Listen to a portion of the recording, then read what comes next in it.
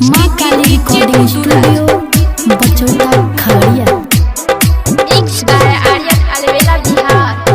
पतली कमलिया लटकल छै चोटी, यह छियै हमारा ससुर के बेटी, ससुर के बेटी। पतली कमलिया लटकल छै चोटी, यह छियै हमारा ससुर के बेटी, ससुर के बेटी। सौदा सजाई के घुमैले अइलै,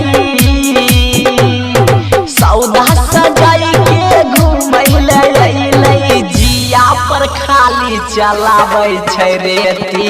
पतली कमरिया लटकल छै चोटी, यह छियै हमारा ससुर के बेटी, ससुर के बेटी। पतली कमरिया लटकल छै चोटी, यह छियै हमारा ससुर के बेटी, ससुर के बेटी। यह छियै हमारा ससुर के बेटी।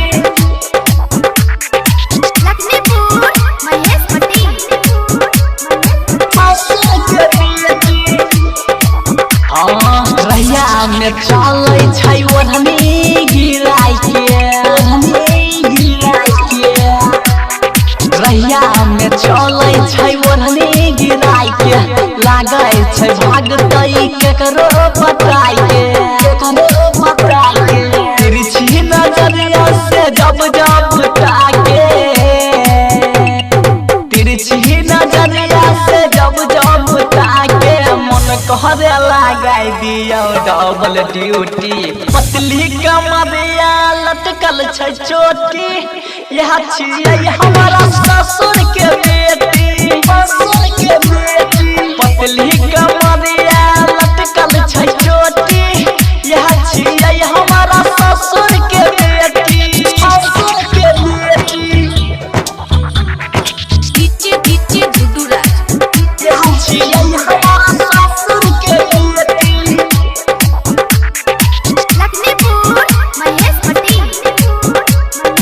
ससुर के बेटी। इहो कबूतरी छै उड़न बाज हो, इहो कबूतरी छै उड़न बाज हो, कोयल के जैसन एकर आवाज हो, राइट हम चंचल पर मोर देहाती, राइट हम चंचल यार बेला, रोज खिलावे होठ लाली से रोटी। पतली कमरिया लटकल छै चोटी, यह छियै हमारा ससुर के बेटी, ससुर के बेटी।